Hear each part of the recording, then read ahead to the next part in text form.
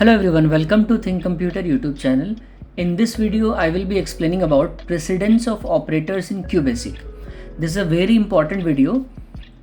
I will say that every QBasic programmer must know precedence of operators in QBasic, without which most of the output questions you will be doing wrong. Because precedence of operator tells us the sequence in which you have to execute the operators in any expression. And if you do not follow the sequence, if you just go left to right always, then you may end up doing wrong and your output will be wrong. So all QBasic programmers, it is my suggestion, it is my advice that learn precedence of operators properly. So this video will guide you and explain you the precedence of operators in QBasic thoroughly. So let us begin. This table shows us the precedence of operators in QBasic. So here the precedence is high to low. That means the number one operator in this table is having the highest precedence and number 10 is having the least or the lowest precedence. So I have written names of all of these operators with a description basically.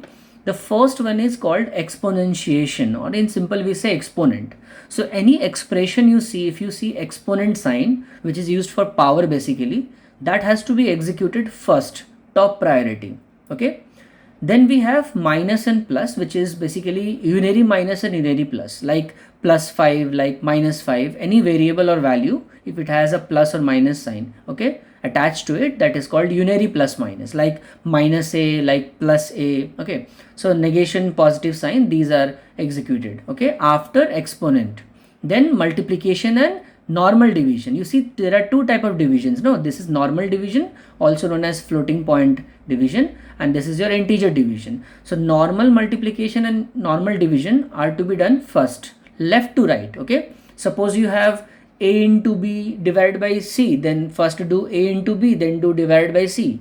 If you have a divided by b into c, then do first division, then multiplication. So normal division, that is the floating point division, and the multiplication, these are then to be executed after exponent and unary plus minus. Then comes the integer division. Okay, so after you execute, after you evaluate asterisk and floating point division, then you do the integer division. Then you do the mod after that, number 5. Then addition, subtraction. Then when you are done with all of these operators, these are actually all arithmetic operators from number 1 to number 6.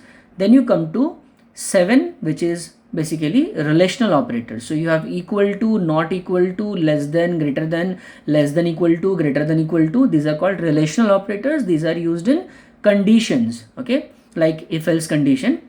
So these are to be executed in the order left to right, okay. Then 8, 9 and 10, which is logical not, logical and logical or, these are logical operators, which are basically used for connecting multiple conditions, okay, to join conditions, 2 or more. Although not is a unary operator, so it is only used with one condition, but and or, these are used with 2 or more conditions. So these are to be executed in the order not and or, first not, then and, then or. But even after knowing the precedence of operator, you have to understand parenthesis having the highest precedence. Okay, so if anything is given under parenthesis, inside bracket I mean, that part has to be executed first. Then you follow the precedence from 1 to 10. Understood? Simple, if I summarize, I'll tell you, first do all arithmetic operators, then do all relational operators, then do all logical operators. Okay, so number 1 to number 6, these are arithmetic operators, number 7 is relational operators, and then 8, 9, 10, these are logical. And in arithmetic, first exponentiation, then plus minus, unary plus minus. So if any variable or value has a plus or minus attached to that I am talking about. I am not talking about a plus b, that is addition. I am talking about like plus a or minus a.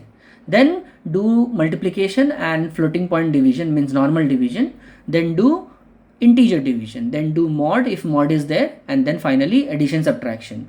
Then you finish all the arithmetic operators, then you execute relational operators left to right. Then you do logical not, logical and, logical or. So if you follow this precedence in QBasic while solving any question, you will always be correct. Your output will always match with the QBasic software. So I have some examples to make you understand better. So in the first example, we have this expression a equal to b into c to the power e divided by f. So you have multiplication, you have exponentiation, you have floating point division. Which one you will do first? First you will do the exponentiation, right? Then you are left with multiplication and normal division. So left to right you can go. So after doing c to the power e, then you do b into that result which coming over there, and then that result divided by f. So I have applied all the values here. 5 into 2 to the power 4 divided by 2. First to the power. So 2 to the power 4 is 16. Then you do 16 into 5. Okay. So 16 into 5 is what? 80. Then 80 divided by 2. So the result is coming 40. In example 2 we have multiplication. This is integer division. Then again multiplication. Then addition. So 2 times multiplication, 1 time integer division, then addition. So as per the rule, this multiplication will be done first, then this multiplication will be done. Means first do a into b, then do c into d, and then the result of a into b divided by the result of c into d. Then add that with the value of f. So I have written all the values here. 3 into 5 integer division, 2 into 4 plus 2. So first do this part, 3 into 5 15. Then do this part, 2 into 4 8. So 15 divided by 8.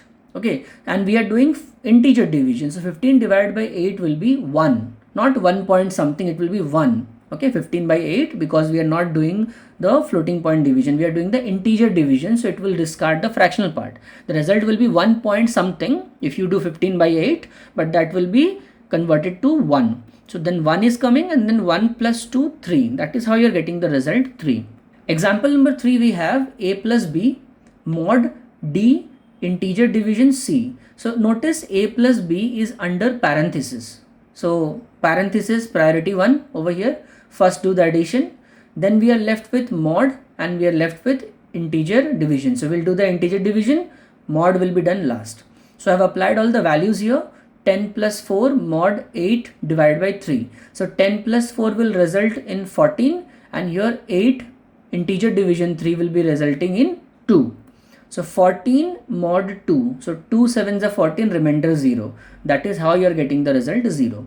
Example 4, we have plus minus normal division, means floating point division, and then multiplication. So I have applied all the values here. First what we'll do? First we'll do the division, then the multiplication, and then we are left with addition subtraction. Left to right we can do that. So 10 divided by 2 will be what? 5. 5 into 8 will be what? 40. So this side is coming 40, and here we have 5 plus 3 8. So 8 minus 40 will give us minus 32. Two more examples. Here we have conditions. So I have used logical and relational operators. Here we will understand the sequence, the precedence I mean to say.